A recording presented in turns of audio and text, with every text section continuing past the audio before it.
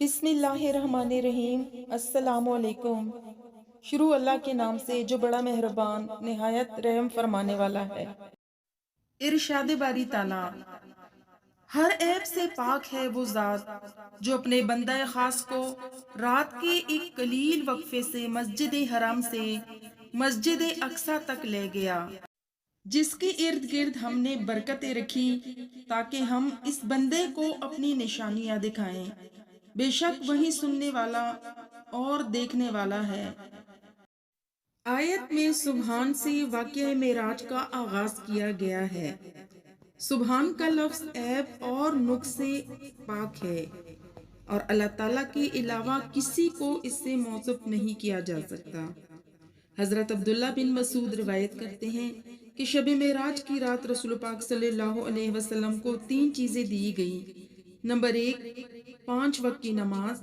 Number 2، سورۃ البقرہ کی آخری آیات۔ اور نمبر 3، امت میں سے جس نے شرک نہ کیا اس کی بخشش اور مغفرت۔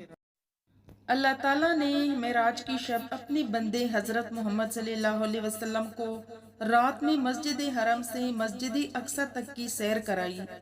آپ نے مسجد اقصی میں انبیاء اور رسول کو نماز پڑھائی اور آپ نے بہت نشانیاں دیکھی۔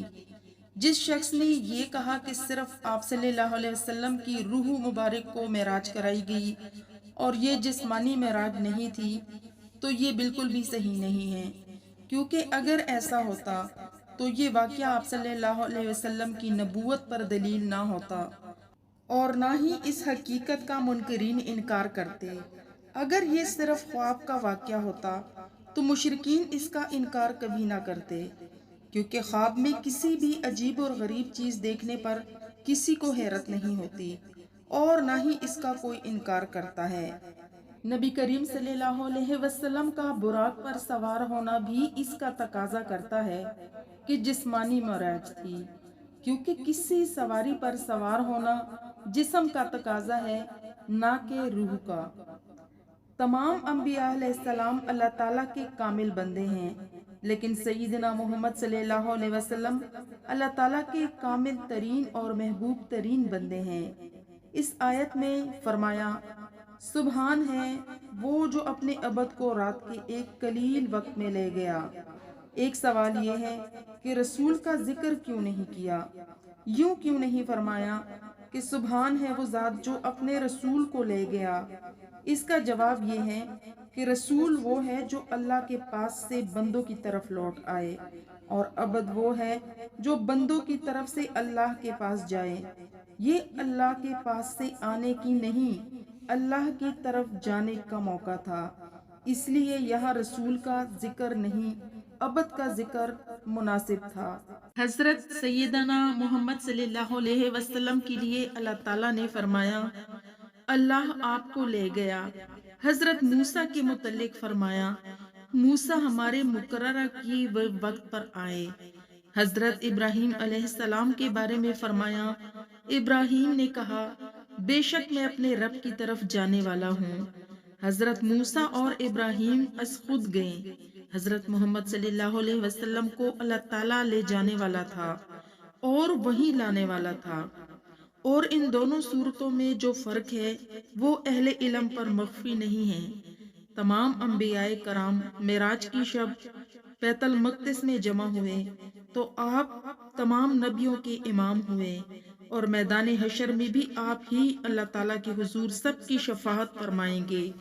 یہی مقام محمود ہے جو آپ کے سوا کسی کو حاصل نہیں، اور جس کا قرآن میں اللہ تعالیٰ نے صرف آپ ہی سے وعدہ فرمایا ہے۔ نبی کریم صلی اللہ علیہ وسلم نے بیت المقدس میں انبیاء علیہ السلام کو نماز پڑھائی۔ انبیاء کی 7 مصلے تھے اور 3 مصلے مرسلین کے تھے۔ فرشتوں نے بھی ان کے ساتھ نماز پڑھی۔ یہ آپ کی خصوصیت ہے، اور ان میں یہ بھی حکمت تھی کہ ظاہر کیا جائے کہ آپ صلی اللہ علیہ وسلم تمام انبیاء کے امام ہیں۔ جب آپ صلی اللہ علیہ وسلم اس دنیا سے نکل گئے تو یہ کائنات مردہ اور ساکن ہو گئی، اور جب آپ صلی اللہ علیہ وسلم اس کائنات میں واپس آئے تو یہ کائنات پھر زندہ اور متحرک ہوئی۔ آسمان اور زمینوں، سورج اور سیاروں کی گردش جہاں تک پہنچنی تھی وہیں رک گئی، اور جب آپ صلی اللہ علیہ وسلم کائنات میں واپس داخل ہوئے تو وہ گردشیں وہیں سے پھر سے شروع ہو گئی، اور جب آپ صلی اللہ علیہ وسلم کائنات میں داخل ہوئے تو گردشیں وہیں سے پھر شروع ہو گئی، اور آپ گھر آئے تو آپ کا بستر اسی طرح گرم تھا اور دروازے کی زنجیر بھی ہل رہی تھی، وضو کا پانی بھی جاری تھا۔ جن چیزوں کے ساتھ نبی صلی اللہ علیہ وسلم کی معراج کا تعلق تھا اللہ نے اپنے ہاتھ پر متحرک رکھا اور ان کے علاوہ باقی کائنات کو بے جان اور ساکت کر دیا تھا۔ جب آپ صلی اللہ علیہ وسلم واپس سفر معراج سے تشریف لائے تو پھر ہر چیز وہیں سے حرکت کرنے لگی جہاں سے آپ چھوڑ کر گئے تھے۔ Thanks for watching. اگر آپ کو ہماری ویڈیو پسند آئے تو ویڈیو کو لائک شیئر ضرور کریں، اور اس طرح کی مزید ویڈیوز دیکھنے کے لیے ہمارے چینل فرزانہ ٹی وی کو ضرور سبسکرائب کریں۔ نیکسٹ ویڈیو تک کے لیے اللہ حافظ۔